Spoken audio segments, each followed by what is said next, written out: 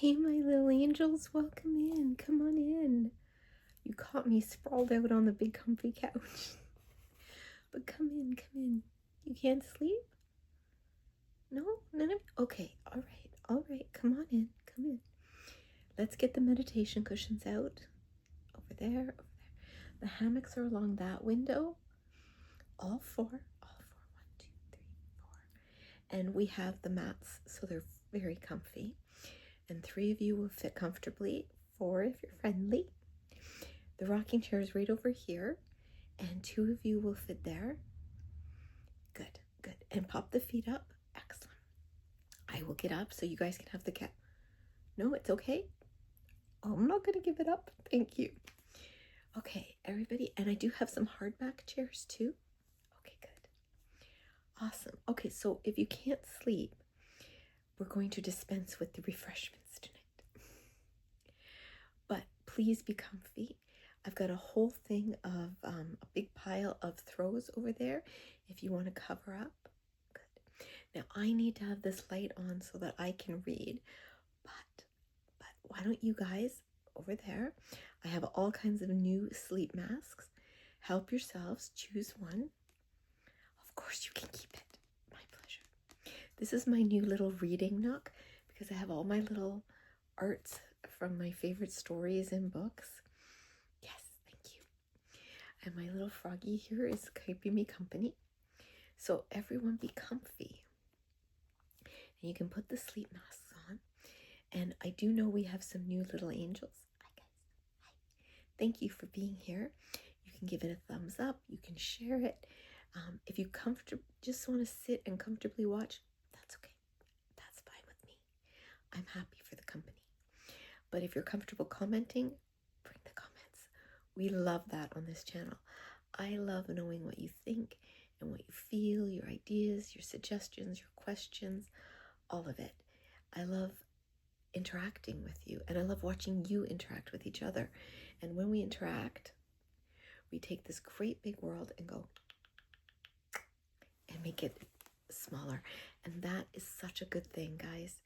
Making the world smaller, it's a good thing right now. And please hit that subscribe button below. And hello to all my returning little angels. I'm so happy you guys are here. It's been a while since I did a read to you, so I'm happy to read to you guys. Okay, good. All right, and please make sure you're still subscribed. Now, everybody's be comfortable. You can use your sleep masks. What's that, sweetie? You use night lights. Night lights are great. My mother slept with a night light her entire life. You like it bright? No problem. You like it a little dim? You like it dark? Awesome, awesome. You have LED lights? Bonus. Battery candles? Very nice. You like candles? No. Help yourself over there to some battery operated candles. There is no lit candles, okay? If you might fall asleep, that's dangerous. And you guys are way too important to me. Okay, good. Thank you. I appreciate that. Okay, so is everybody comfy and everything? Okay. Do we want to start with some box breathing before I get into the reading? Yeah? Okay. You don't know what that is? Okay, no problem. I can help you. Think of your brain as the command central to your body. So we want to train our brain that when we do box breathing, it needs to send the message to the rest of our body to slow down, to relax, and to be comfortable, okay? To rest, hopefully to sleep. Okay, so we're going to breathe through our nose, breathe in through our nose for a count of 4. We're going to gently hold it for a count of 4. And then slowly through pursed lips to a count of 4, we release. Okay, now if you can only do 1 or 2, that's okay. You do you, boo, okay? Baby Angel hates when I say that. But I want you to just do it at your pace. I know that you are doing the very best you can. Good. Shall we begin? Okay, breathe in. 1, 2, 3, 4. Gently hold it. 1, 2, 3, and out. Good job. You've really improved. Okay. Breathe in. 1, 2, 3, 4. Gently hold it. And out. Good job. Last one together. Breathe in. 2, 3, 4. Gently hold it. And out. All right. Now, let me just get a little more comfortable. Now, we're going to be reading Chicken Soup for the Soul, Angels All Around Us, 101 Inspirational Stories of Miracles, Divine Intervention, and Answered Prayers by Amy Newmark. We've read a lot of these stories, but it has been a while. Now, for those that are new, I never choose the story ahead of time. I always read from books that don't have pictures or illustration so that you can just zone out. You can close your eyes, you can have the sleep mask, whatever you need to fall asleep just listening to the story. But I never choose the story ahead of time. I have faith that I am going to open this book to a story that one of you, maybe me, needs to hear tonight. So sit back, relax, let me put on my spectacles, and let's get going. Open it to Sparks of Light. I love chicken soup books, I really do. And they always start with a quotation. And this one is, "Unable are the loved to die, for love is immortality." Emily Dickinson. Okay. Anxiously, I described for my fiancé a recurring dream that had plagued me for more than 10 years. I see myself only from behind, walking, holding hands with what I think is a little boy.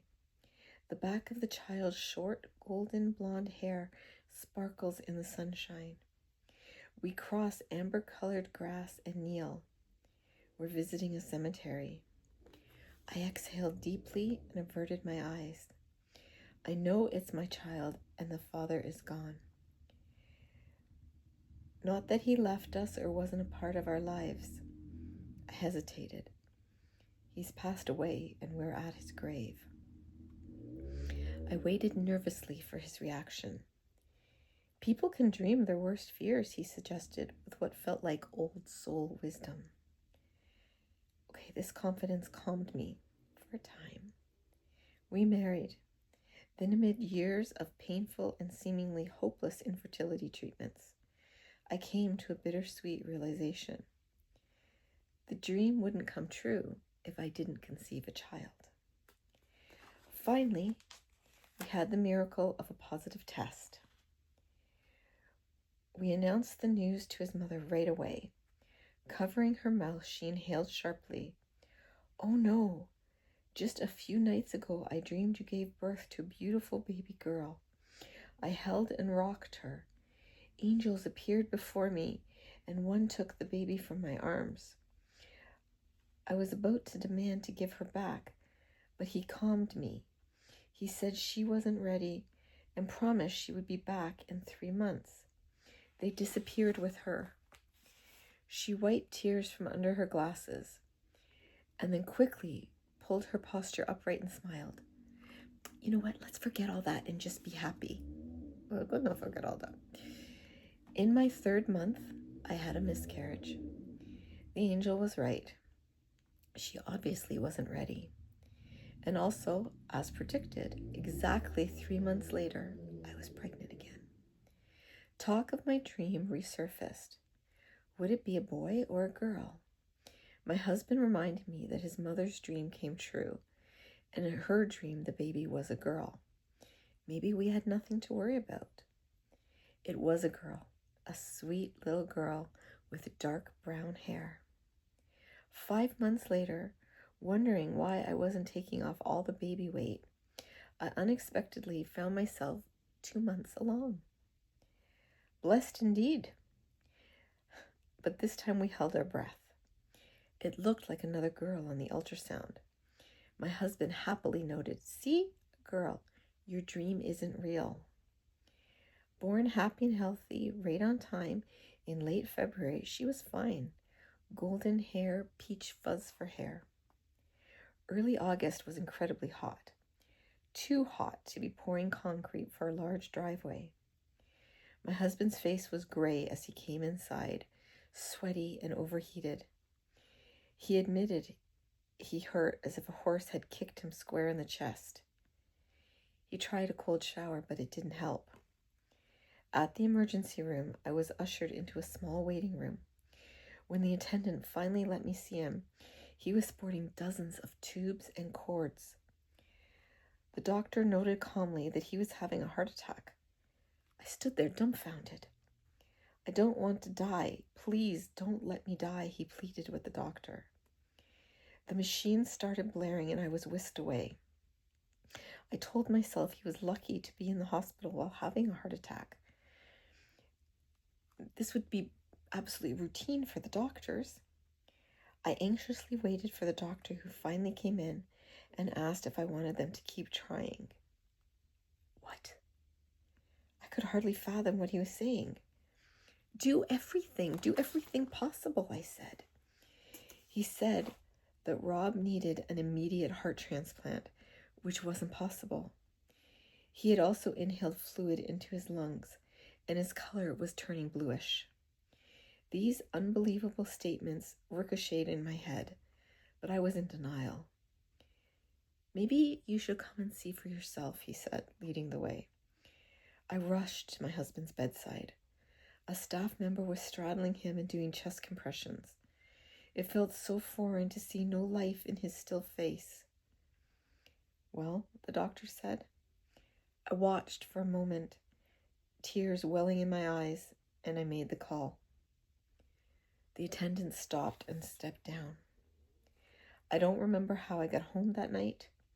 I stood alone in the quiet darkness, my throat tight, my forehead pressed against the cool wall. How could they not have saved a 33-year-old man? How could I have just left him there? He was going to have an autopsy, and the image of his lifeless face rattled me. I replayed the scenes over and over again like an unrelenting nightmare. The envelope containing the papers to purchase our first life insurance policy sat in the mail holder by the door. Ironically, I had planned to go out that day and mail them. I marveled at how this morning 2 people got up with a full to-do list and 2 sweet babies to take care of. And then just like that, one person ended the day alone. My depression deepened over the next month, leading up to my 30th birthday. The Twin Towers fell 4 days later, making it even worse. I was numb. Life with 2 babies seemed too big a journey to face alone. One afternoon, in deep contemplation, I gazed into the sweet face of my 1.5-year-old and wondered how she processed her dad's absence. Suddenly, she jumped up and ran to the front door, where he always scooped her up when he entered. It was their routine. I followed. She stood at the silent door, looking up with her arms stretched out high above her head. Dada up, she said with that little giggle of delight. I froze and wearily scanned the ceiling for something she might be seeing. There was a brilliant pinpoint of light there. A slight halo around it reminded me of a mist with hints of rainbow colors. I stood awestruck, mostly in disbelief, as she walked back to the kitchen with a look of complete contentment. Visits to my older daughter and the sparks of light occurred again over the next few months after my husband's sudden death. They pierced that dark veil that was smothering me. Whether they were signs from my late husband or something equally miraculous, I can't say, but I can no longer deny what I was seeing and what I was feeling. In my prayers, I let go of my burdens. My soul vibrated with a feeling of love and support. I believe I had permission to say goodbye, to begin the healing process. Now I knew I wasn't alone. And for that reassurance, and for my now teenage girls, I will always be forever grateful. Carrie K. Lind. Okay, you guys, that's a little more dark than I anticipated, but it's also very, very enlightening, isn't it? And if it speaks to you, it was worth reading. It really was. Shall we try another one? Hopefully a little more upbeat. Just what I needed. You know what? Just what I need is to clean these glasses. So just give me 1 second. It's almost like there's a haze in front of them. Okay. Do you guys ever have that? Okay, there we go. Ah, that's much better. Okay. So the quotation is by Fanny J. Crosby. Angels descending bring from above echoes of mercy, whispers of love. I love that. Okay. I walked into my bedroom and my husband stared at me. Beth, you're white as a sheet. What's wrong? I didn't have to say much for Ben to guess, for him to know. The cancer was back. 6 months later, as I lay flat on the hard examining table in my paper cap, prepped for surgery, I prayed silently for my worried family, for the doctors, and for the surgical teams. There would be 2 teams this time. One to perform the double mastectomy, and the other for the reconstructive surgery. Maybe I'll wake up with a smaller belly, since they're doing abdominal tissue, and that's what they're using, I thought before succumbing to the anesthesia. They say an anesthesiatic sleep is the best slumber one can have. Perhaps it's true. Veins and arteries were moved and reconstructed without my awareness throughout the entire 12-hour procedure. However, that all changed when I woke up in the ICU. This is just the normal discomfort patients go through when they choose surgery, honey, the RN explained. She assured us that the pain would subside.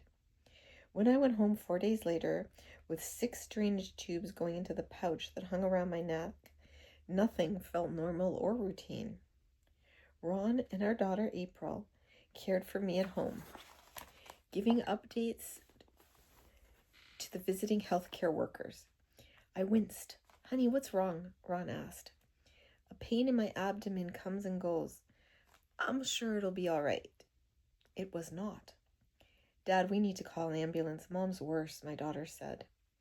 At 4 a.m, my family thought an ambulance would be quick. Honestly, I didn't feel like I had time. Hunched over my walker, I hobbled to the front door. I can't wait. I'm going to die. April and Ron looked at each other in disbelief as I headed out the door towards my car as quickly as possible. They drove to the hospital in record time. When the emergency room attendant saw me writhing in pain and all that gear around my neck, they said, "Lady, I don't know what your problem is, but I'll give you all the morphine you want." My family waited anxiously for the results of the x-rays and the MRI. They called family and friends to pray. Beth has been admitted to the cancer unit again. Prayers went up from all across the globe. Finally, the doctor came in. "We have discovered an intestinal blockage," he reported. Scar tissue from my previous struggle with colon cancer had been disrupted when the abdominal tissue was harvested for the reconstructive surgery. I had a tube going from inside my nose to my stomach. It was taped to the tip of my nose and combined with the tubes and pouch hanging around my neck, and it made me miserable. For several days, even water and ice were forbidden. I relied on sponge lollipops to moisten my lips. I needed to know God was there for me. I needed him so badly. God, where are you? Everyone ponders this question as the days passed, but I found no answer. I began to doubt my decision to have the reconstruction. Early one Sunday morning, frustrated, weary, in overwhelming pain, and completely irritated by the tube in my throat, I waited impatiently for the next shot of pain medication. Ron called repeatedly, but the staff didn't come, as they normally would have. Then a new nurse came into the room. She was an attractive woman in her late 40s with a medium complexion and long dark hair. Her very presence brought me comfort. We hadn't seen her before. She wore a white jacket over a light olive green blouse. Her long hair obscured her name tag. She didn't go to the computer to sign in as all the other medical personnel did, but she walked straight to my bedside. "Don't be afraid," she said. "You're going to be glad you had this operation. I had the same DIEP flap surgery 6 years ago for my breast reconstruction. You're going to be just fine." She tended to all the drains and told Ron to write down the amounts of fluid as she measured them. "Give these measurements to the regular nurse, and she will put the information into the computer." While she worked, she continued to reassure me. "You made a good decision to have this surgery. Please don't be afraid."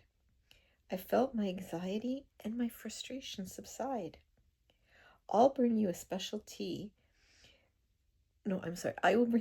bra that we will attach to your drains so that you'll be much more comfortable.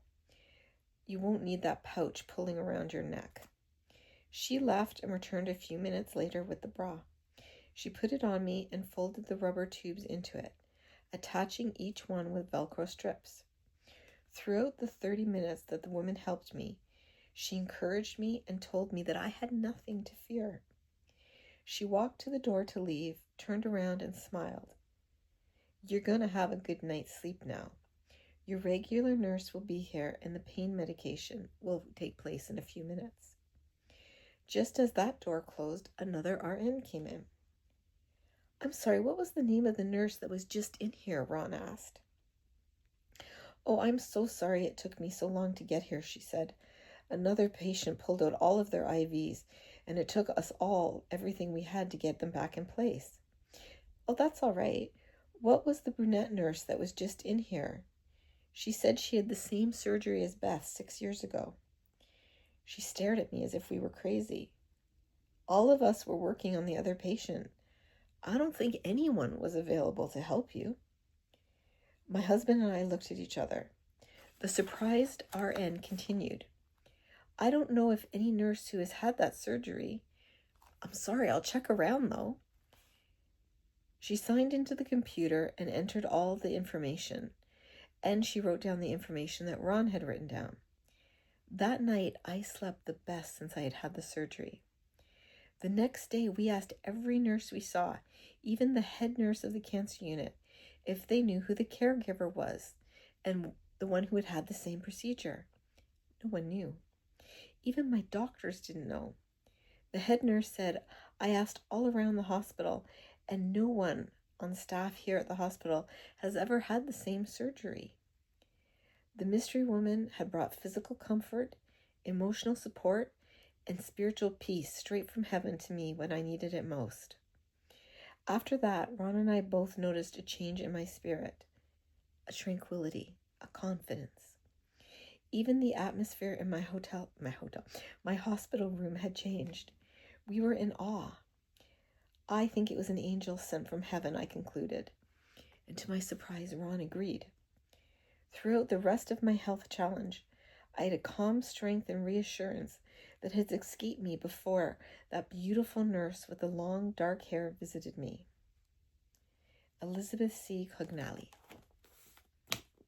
Again, a little darker than anticipated, but if one of you is struggling and this brought you any kind of peace, that's all I need to know.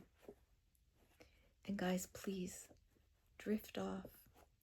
Cross the threshold from awake to asleep. And know that you are loved, because I love you. I value you. I honor you. I pray for you. And I am so very, very glad that each and every one of you was born.